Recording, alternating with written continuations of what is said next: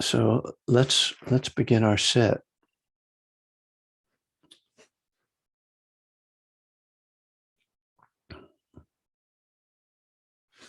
I too will adjust my posture a bit. I want to arrange our body in a way that is conducive to mindfulness. And so that means being conducive to being awake. So ideally upright, although if you have physical limitations, lying down is certainly acceptable. One of the four traditional postures that the Buddha taught. He didn't actually teach the postures. He just said that you could use them. So sitting, standing, walking, and lying down. Really just the four postures that we as humans can assume. And so closing your eyes or just lowering your gaze so that you're withdrawing from the visual world, the probably most distracting and absorbing sense for us.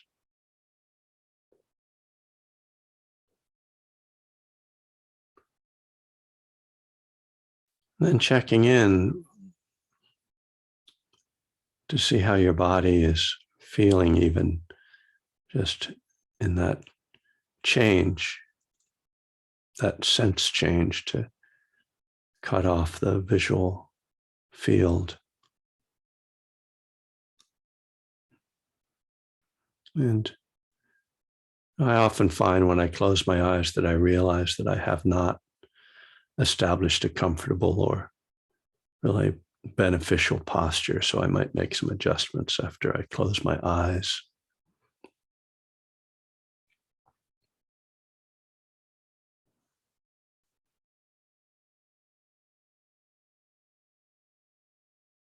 I'm feeling the breath just in a kind of general way to start. You feel the way the body moves with the breath, the chest and the belly, the expansion and contraction. You can feel the breath coming in and going out of the nostrils, unless you're congested, in which case coming out of the mouth.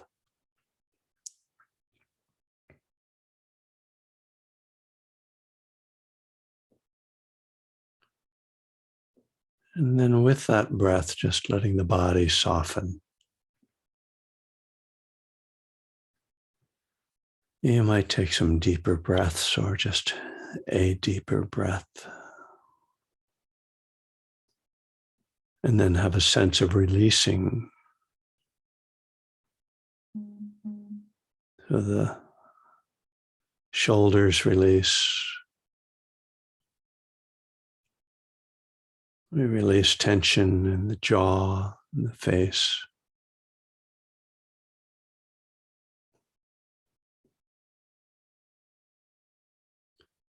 Soften the belly so the breath can move easily into the depth of the belly.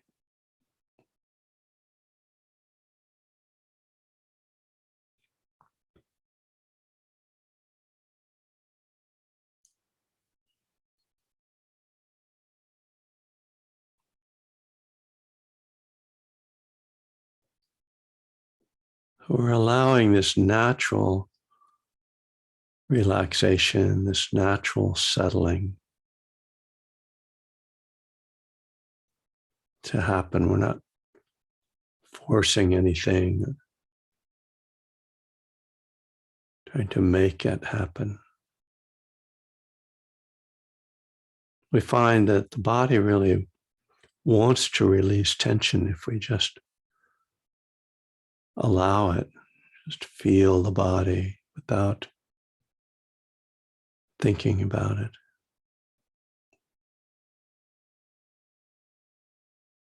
And in that releasing, we might find the posture starting to slump a bit. So we gently correct that, bring the posture back into alignment.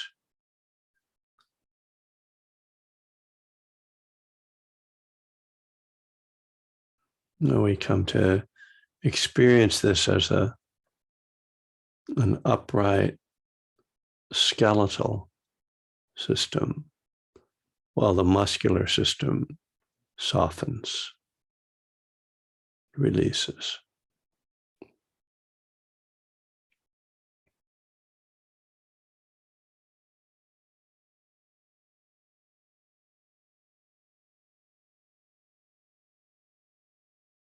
Once there's a sense of settling and arriving in this way, you can direct the attention back to the breath.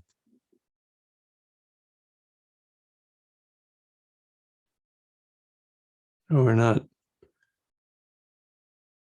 trying to exclude this awareness of the whole body, but we bring the breath into the foreground of our awareness.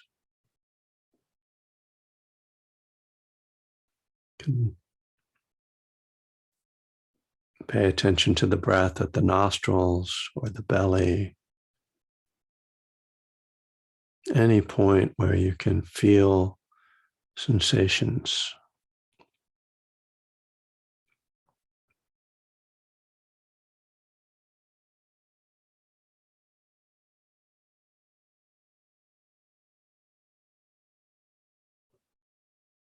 These sensations tend to be subtle,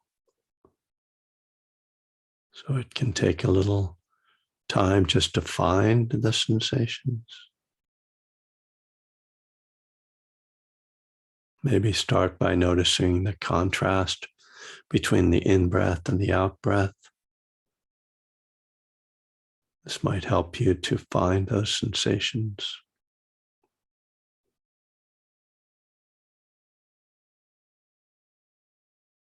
Because even though neither the in-breath nor the out-breath might be a particularly strong sensation, the contrast between the two is distinct.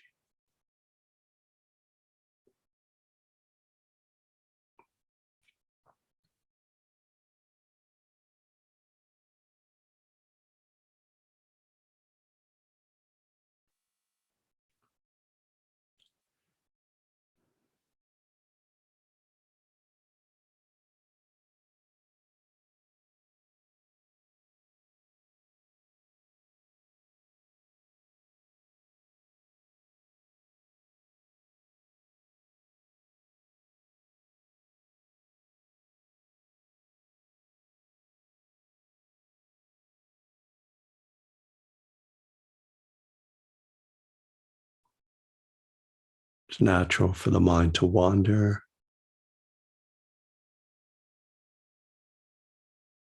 So coming back to the breath is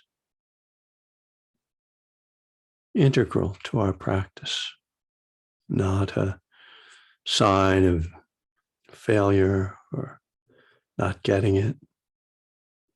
It's what we do. We keep coming back to the breath.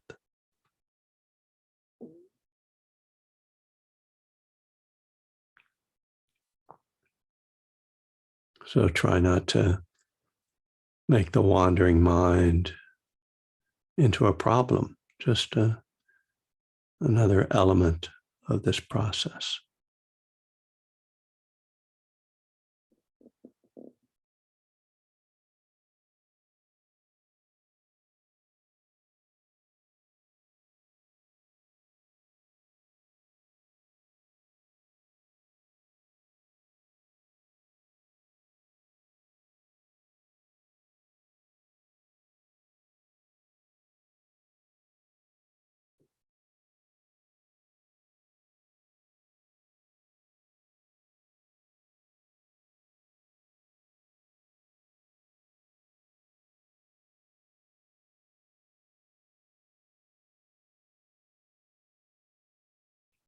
As you sit, you might encounter feelings as well. It's a nonverbal experience. Might be pleasant or unpleasant.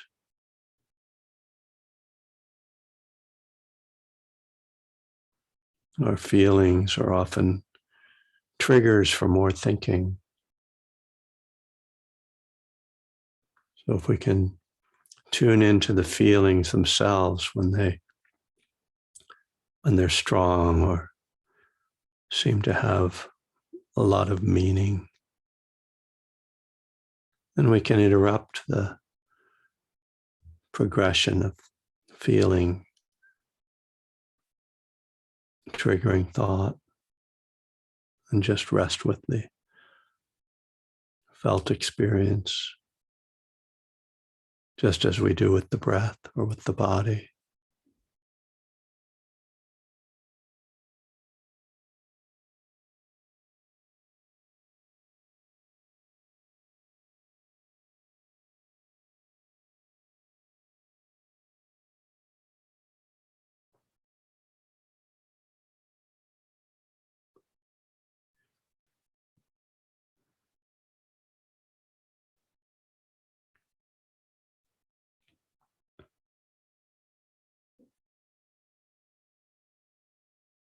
You might start to notice that thoughts trigger feelings as well as feelings triggering thoughts.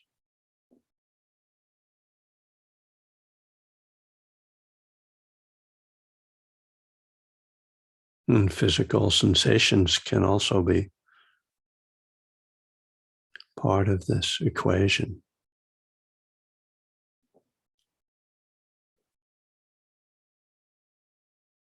So as we sit, just trying to simply pay attention to the breath,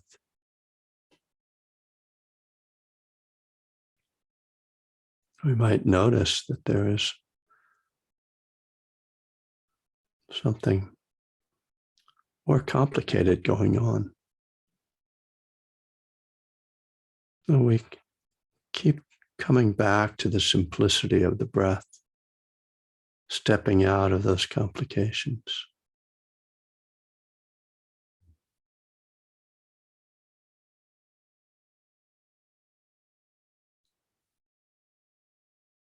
Nonetheless, we can develop insight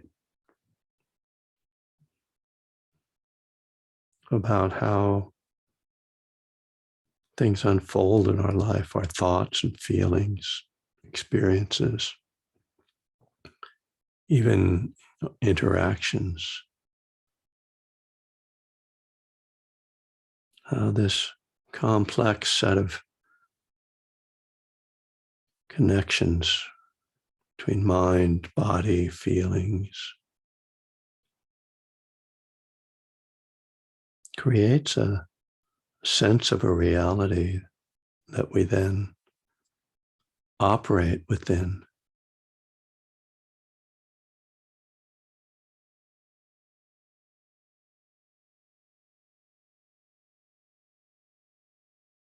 Our mindfulness practice can help us to see this as a construction, not a given reality, but something that comes together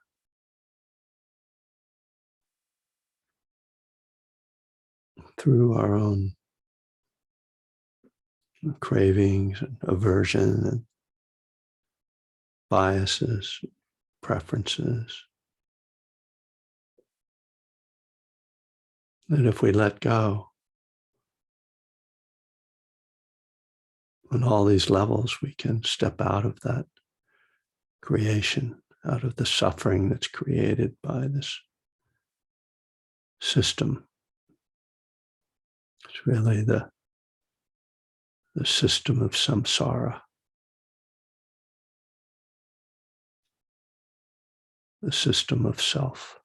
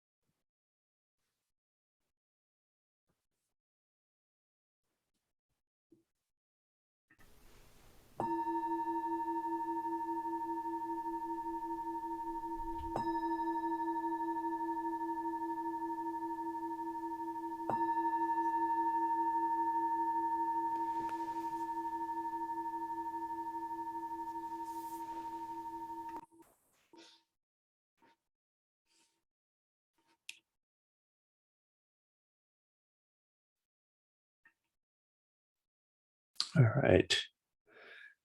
Well, it must be January.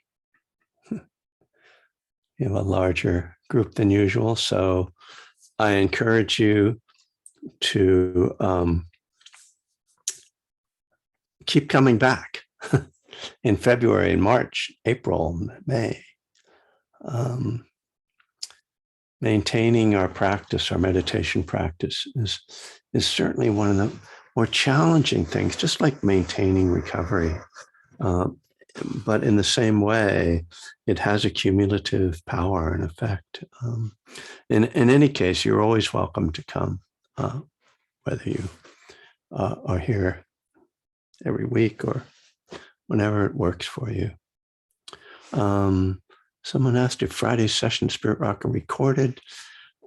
Generally, they are. They are just the audio is recorded. They put them up on Dharma Seed. So, I find myself, as this morning, sort of the guided meditation kind of blends into sort of the topic that was on my mind to talk about today. And just to give some context of where we are, where I am in this teaching, been going through my book One Breath at a Time. I say this almost every time, but I know that might be somebody who's new to the group. So my breath, one book at a time. Yes. That's pretty much my life, is one book at a time. And we've arrived at step 12. So, and we're deep into it, and partly kind of to stretch it out, but not really to stretch it out. We kind of arrived at the Eightfold Path, and I've been going through that for several weeks now, probably a couple months, in fact.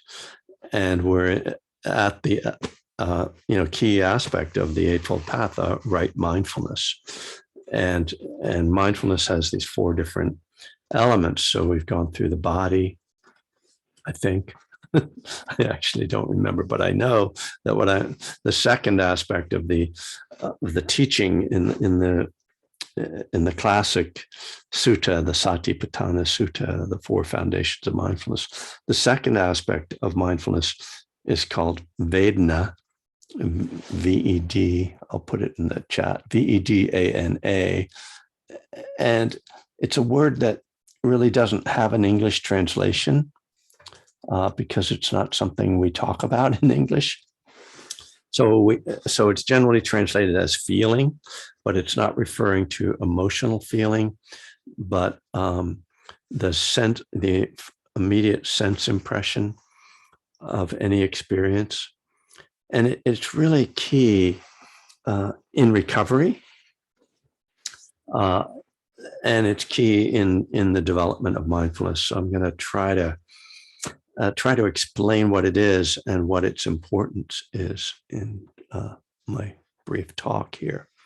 So if we can take this is kind of how the Buddha talks about experience, and we can kind of take this very, very methodical kind of step-by-step view of how we experience anything.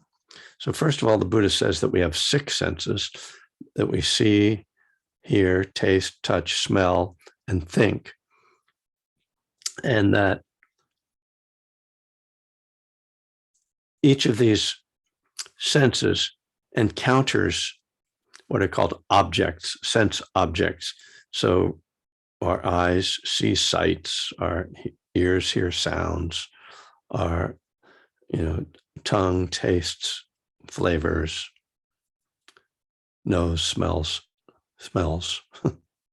and our mind thinks thoughts, or maybe we could say experiences thoughts.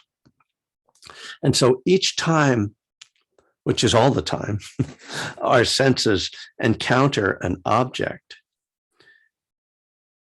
it's either a pleasant experience, an unpleasant experience, or a neither pleasant nor unpleasant, like neutral, just doesn't really have much impact. So I think that this makes sense, right? We can kind of see that. Like, I look around my office right now and it looks unpleasant to me because it's a mess. You know, that's my first impression. It's like, ew, unpleasant. But if I look over there at my Martin guitar, I'm like, oh, that's pleasant.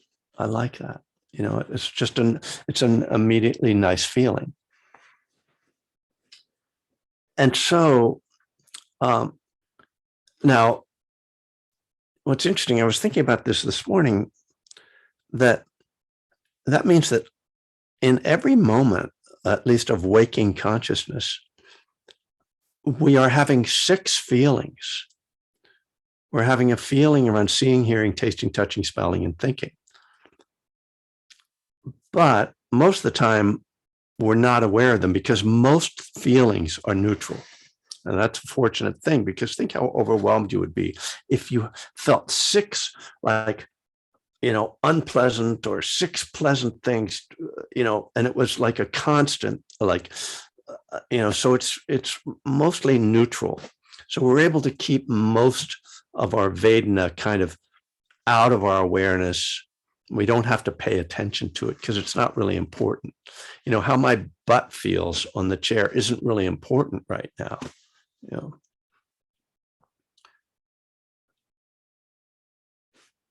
So there's a lot to say about this, but let's start with the element that's really the problem aspect of it, because this is why it's really important, particularly in recovery, is that pleasant feelings trigger craving. Right? When I look at my guitar, I think, oh, I'd like to go over and play. That looks so good. That's such a beautiful guitar, which isn't a problem, except I'm teaching right now. So if I just get pulled and act on every desire, it's going to kind of mess up my life. And that's not going to be a serious problem. People are going to be like, well, kind of weird Dharma talk this morning. He talked for a few minutes and then he just started playing his guitar. But we can see how the pleasant taste of alcohol, or the pleasant feeling of alcohol, or the pleasant feeling of marijuana, or the pleasant feeling of heroin can create craving. It's, you have one glass of wine, pleasant, okay. If you just feel pleasant and let it go, it's not a problem. But we know that's not what happens. It creates more craving. And it creates craving in the moment of the experience. I want some more of that pleasantness. I like that. I want more. And it creates this habit that, oh, I want to keep going back to that feeling the next day. Like, oh, I have an unpleasant feeling right now, like mentally or emotionally. And I know that I can have a pleasant feeling if I have alcohol. So craving comes directly out of this pleasant feeling. And so the Buddha says, the key way to stop craving is to be mindful of the pleasant feeling and then don't act on it. That if you are just mindful of it, if you just breathe, oh, pleasant. Okay. Now, this is also unpleasant, is also really important with addiction, because a lot of times the reason we reach for the pleasant is because we are feeling something unpleasant. So I have an unpleasant emotion, and I know that I can get a pleasant feeling by having that drink. So the unpleasant feeling triggers craving.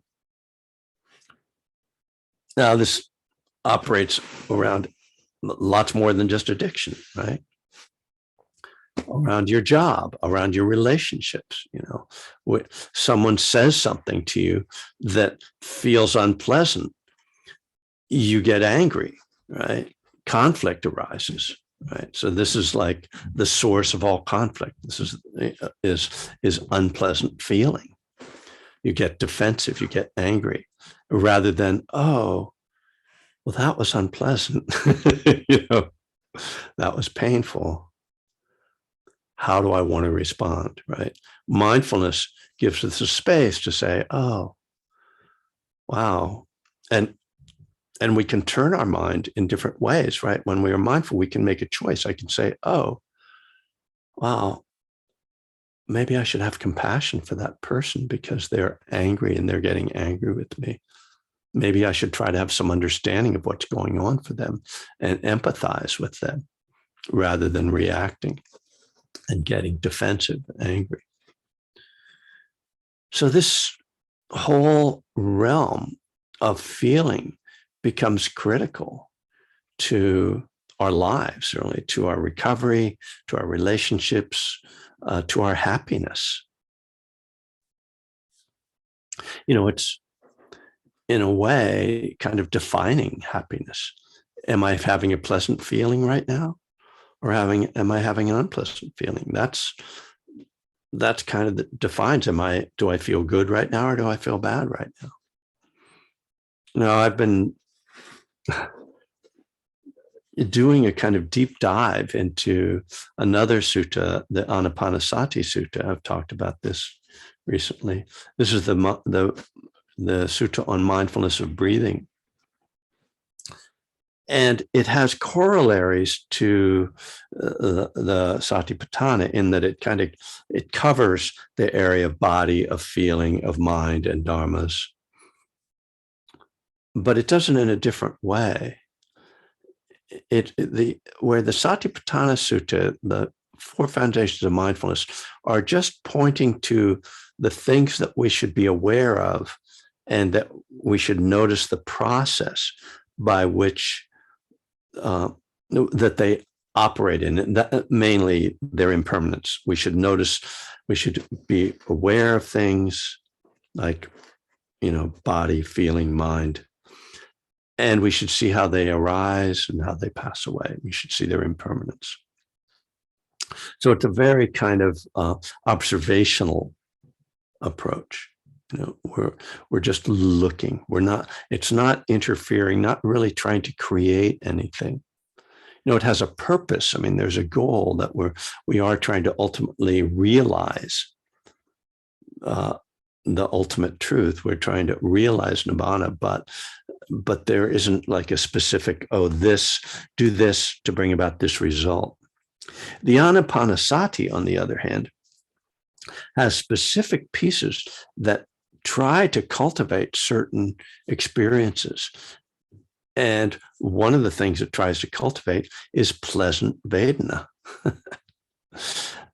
which is interesting because, it sounds like, isn't there a risk of grasping in there, And the answer to that is yes, there is that risk of grasping. But what the implication is in the sutta is that if you simply follow the instructions on mindfulness of breathing, that pleasant vedana will arise naturally out of that. It's quite interesting because I think in the sort of mindfulness world, we do discourage people from really striving to make something happen, to create a particular experience. And in fact, this is something that I say to the people that I mentor, that in the mindfulness teacher training program, like, don't try to make people feel something, because it creates this whole cycle of, every time I meditate, I'm gonna do this loving kindness meditation. It's going to make me feel good. Oh, good. All right, great. And then what happens? Well, one day is like, it doesn't work.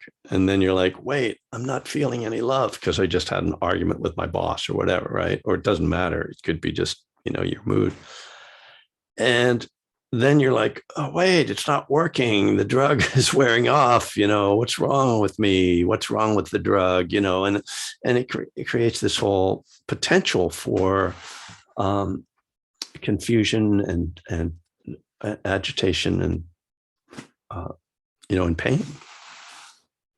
So that as a core principle, to say, what I'm really just trying to do is be present with what is. If it's pleasant, lovely, enjoy that. If it's unpleasant, that's okay. I can be with it without getting caught in a cycle of despair or depression. I can just breathe and be with that and let it be. But the Anapanasati really is saying that if you can calm your spot, if you can get mindful of your body, mindful of your breath, and calm things down. In other words, if you can develop some concentration, that there's this natural, pleasant feeling that can come out of that, and that it's healthy and wise to cultivate that. So this is a little different from, I'm going to meditate to make this happen. It's more like, somebody's arriving late. Let's let them in, though. This is a little different from, I'm grasping at this. It's rather seeing that if I'm skillful, there's an effort involved. I'm not just passive as a meditator. This is why it's very subtle, right? And you guys, many of you are very experienced meditators. Like there's this kind of dance of effort that's it's not passive. And I remember this was when I used to teach a college course on Buddhism, and one of my test questions, which was horrible trying to write a test on Buddhism, painful. But one of my test questions, which turned into just really something I would talk about and teach with them, is the question of, is meditation a passive activity? And, in kind of Western terms of what is action, it looks like a passive activity, but anybody who has practiced meditation in any kind of serious way knows that there's a tremendous amount of engagement involved.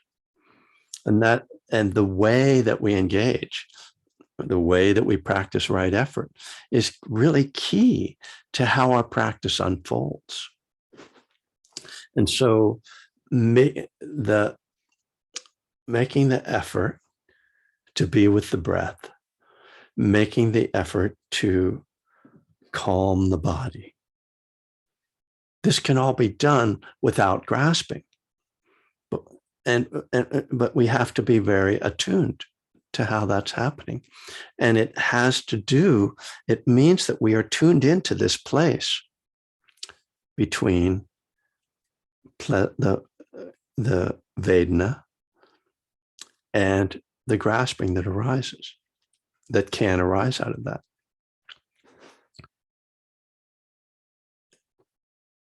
There's a couple other areas that I want to touch on here, if I can, in this short morning session, because they are the other two areas that are particularly related to Vedna, are really important. I've already been talking about this, but I'll contextualize it a little bit more. This connection between the pleasant, unpleasant, or neutral feeling and the arising of craving is part of dependent origination. And again, I think some of you are familiar with this teaching. It's a very complex teaching and kind of a deep Dharma teaching. But it's these 12 steps of how suffering arises. Starts with ignorance, ends with suffering, essentially. And right in the middle of these steps, because they're somewhat obscure, and some of them are pretty clear, like there's body, and there's a lot of what I described already: senses, sense contact, the arising of Vedna. So the Buddha says that the way to interrupt this arising of suffering is to see Vedna and not allow it to turn into craving and clinging. So this is really seen as just a key aspect. It's why out of the four, there are only four foundations of mindfulness. One of them is Vedna, because it's so key in this process of interrupting suffering. So there's that. Vedna also appears in another list, which is the five aggregates. And the aggregates are what the Buddha says create the idea that there's a self. These five things they sort of merge together in our minds, or our understanding of our experience as one thing. And what they merge together, and the one thing that they merge as in our mind is self. That when these all come together, they create the perception or the illusion of a self, and they are body, feeling, perception, mental formations, mind, and consciousness. And what the Buddha suggests we do is that we investigate whether any one of these really is ourself. So let's talk about feeling. Is my feeling, does it belong to me? Is it mine? So when I feel that sensation, is that mine? Do I own that in some way? That doesn't really make sense, that I own this sensation. It's just a sensation. Is it me, this sensation I'm having? Is that who I am? This feeling of slapping of skin? I don't know why I'm doing this, but it's not. I love myself, so I don't want you to think. Let's do it as a positive thing. If I'm rubbing myself, is that me, mine? Does that belong to me? No. Is it me? Is that who I am, this feeling? Am I this feeling? So George Harrison's song, I, Me, Mine, that's what it's about, actually. But these feelings don't belong to me. They don't define me. And yet we walk around and talk about my feelings, right? They're mine. And if you have certain types of feelings, you start to define yourself as, I am unhappy. I am happy. That's who I am, defining myself as that. And so if we can, we're asked to investigate this and see that these things don't belong to us, then we start to have insight into not self, right? And start to see that these things don't belong to us. They don't define us. And so think how freeing that is, especially the definition, right? We so much define ourselves. I'm like this. This is who I am. And feeling is just one of the ways, all the others aggregates as well. My body, I am fat, I am ugly, I am beautiful, again, defining myself as those things. When we deconstruct this, then we're having insight into not self, which, big deal. I mean, but what's the point? Well, the point is that it's very freeing, right? Oh, when I don't take it personally, right? The simple, much more sort of Western version of that, instead of being anatta and not self, it's just don't take it personally. When I don't take my feelings personally, when I don't take my body personally, my thoughts personally, what a relief, So, Vedna, as I say, I think is particularly when we look at the elements of mindfulness or the foundations of mindfulness, it's really the most obscure one. It's not something that's very familiar to us. We have to kind of learn what it is. But when we start to see it, and we start to see, rather than, that was awful. I hated that. Just, oh, that was unpleasant. Or that's, man, that's just fantastic. That's so beautiful.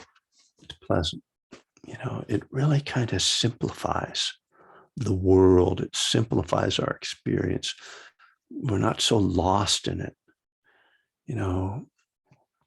When you can sit and watch the sunset and just appreciate beauty and just, it's pleasant. I mean, it's so easy for something like, to me, for a sunset to turn into something emotional, and like, oh God, like, why don't I watch more sunsets, or, oh, it's so poignant. Oh, the sun is going down. Oh, it's like the end of the world is lost or whatever, and I'm going to write a poem about this, just like, and we get lost in these experiences instead of just being fully there. So that is another aspect of this.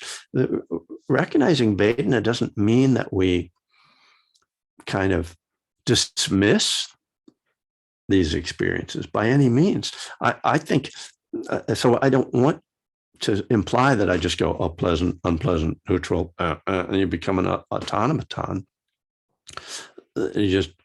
But rather that you are really engaged in the fullness of that pleasantness, or even of that unpleasantness. That you're awake and alive, and so that even with the neutral, that you can go, oh wow, I'm not really paying attention to this.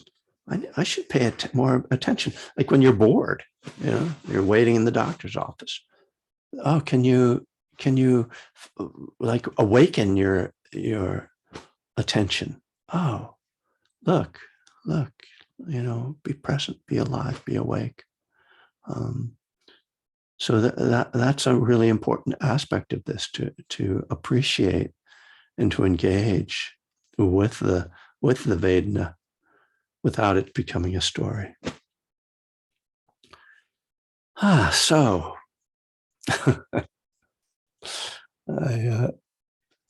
was there a question in here? I see. Chris. What was it, Angela? Nice one, actually. When I feel pain, it is still pain that is happening in my body as opposed to someone else's body. It is still pain that is happening. Adding my body is just, adding something.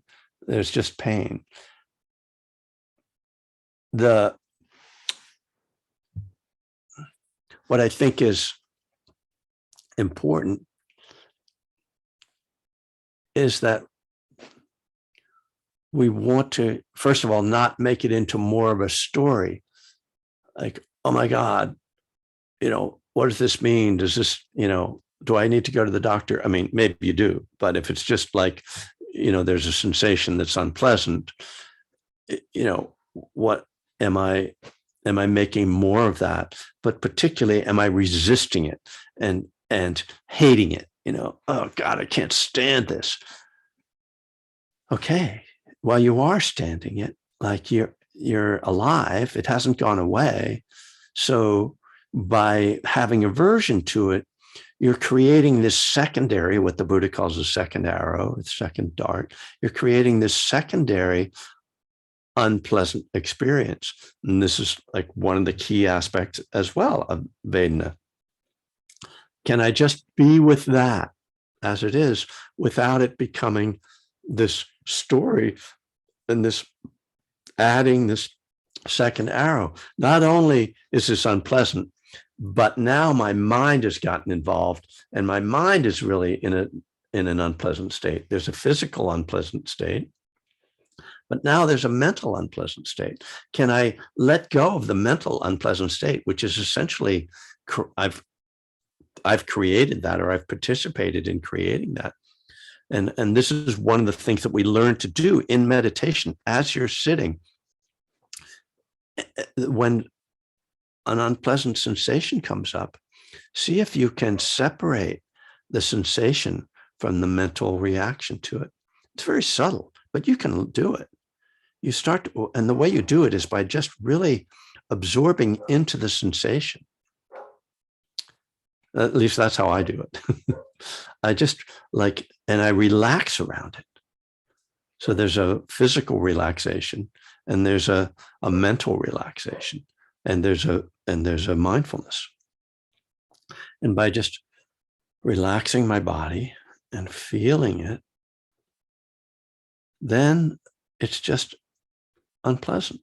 It really does work. I'm not like, giving you some spiritual mumbo jumbo here. This is real life meditation that I've done for many years. So try it, experiment, see if you can do this for yourself. Angela is reminding me that we have been doing a sutta study for some time now, and there's some room for people to join it. So if there's anybody here who is interested in joining the sutta study, they should do what, Angela? They can reach out to me. Okay. I'll put in my email. So before I go to the questions that are the hands raised, Susan is saying, can you say again how you let it go? It's really hard to say how you let it go. It's not so much that you let it go. I think that you let it be. We're talking about an unpleasant experience. It's not so much like I'm letting go. It's more that there's the experience. The unpleasant thing is happening, and I'm paying attention to it. And I'm noticing if I'm adding something else. And then can I just, if I focus enough on the experience, in other words, if I kind of concentrate on the experience with the softened body, with the breath in the body, then the extra thing kind of naturally isn't there, because there isn't space for it. It's not what I'm focusing on. I'm just like, I'm not fighting it, and it's the fighting that creates the problem. So you just have to experiment. I don't know if there's more I can say about it than that. Jim. Oh, well, we got two Jims. Jim Mick first had his hand up. Kevin, I just wanted to say this has been an awesome talk. I just really enjoyed this, and I actually made a switch in the middle. I realized that it was an awesome talk, and I went, okay, it's pleasant. And so I just sat back and enjoyed pleasant for the entire call. Anyway, thank you. Very good. A+. Because I'm grading you all in case you did. I know that. Yeah, of course. Jim B.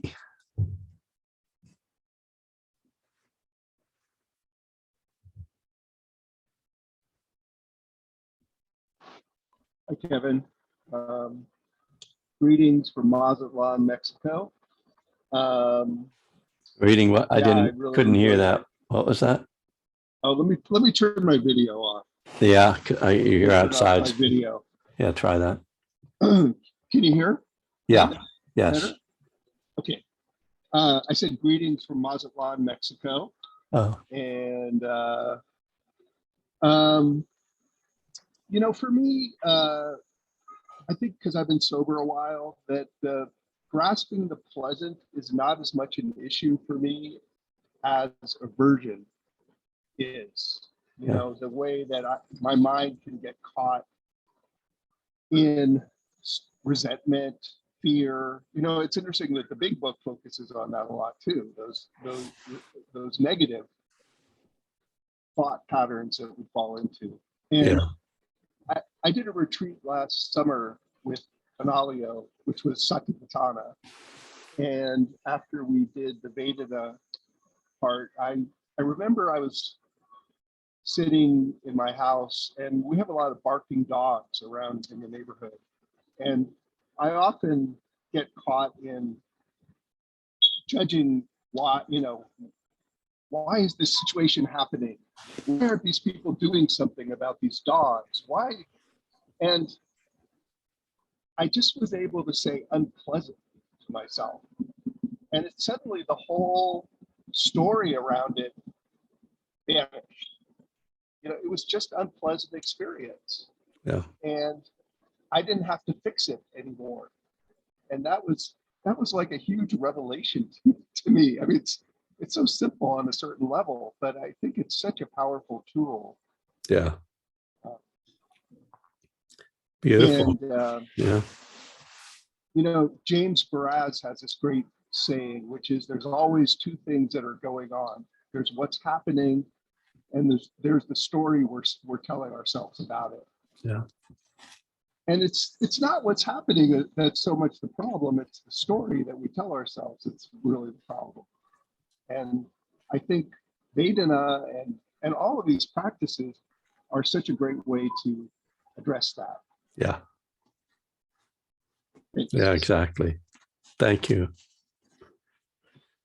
I was wondering how you were outside, given your normal place of residence. That was like a nice trip.